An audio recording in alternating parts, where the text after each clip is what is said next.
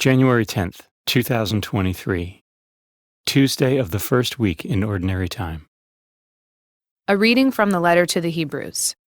It was not to angels that God subjected the world to come, of which we are speaking.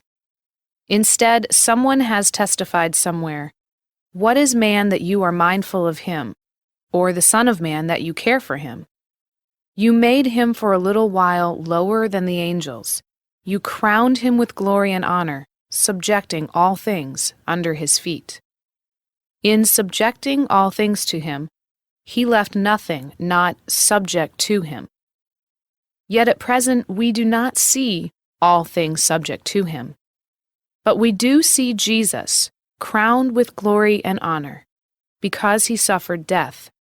He who, for a little while, was made lower than the angels, that by the grace of God he might taste death for everyone.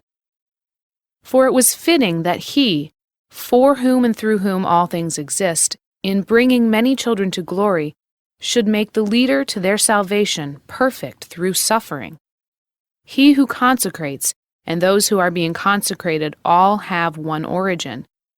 Therefore he is not ashamed to call them brothers, saying, "I will proclaim your name to my brethren. In the midst of the assembly I will praise you." The word of the Lord. The responsorial psalm.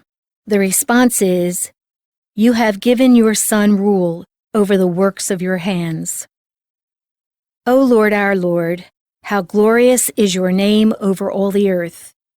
What is man that you should be mindful of him, or the Son of Man that you should care for him? You have given your Son rule over the works of your hands. You have made him little less than the angels, and crowned him with glory and honor. You have given him rule over the works of your hands, putting all things under his feet. You have given your Son rule over the works of your hands. All sheep and oxen, yes, and the beasts of the field, the birds of the air, the fishes of the sea, and whatever swims the paths of the seas. You have given your Son rule over the works of your hands. A reading from the Holy Gospel according to Mark. Jesus came to Capernaum with his followers, and on the Sabbath he entered the synagogue and taught. The people were astonished at his teaching, for he taught them as one having authority and not as the scribes. In their synagogue was a man with an unclean spirit. He cried out, "What have you to do with us, Jesus of Nazareth? Have you come to destroy us? I know who you are, the Holy One of God."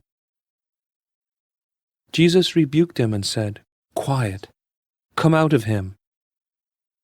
The unclean spirit convulsed him, and with a loud cry came out of him. All were amazed and asked one another, "What is this?" A new teaching with authority.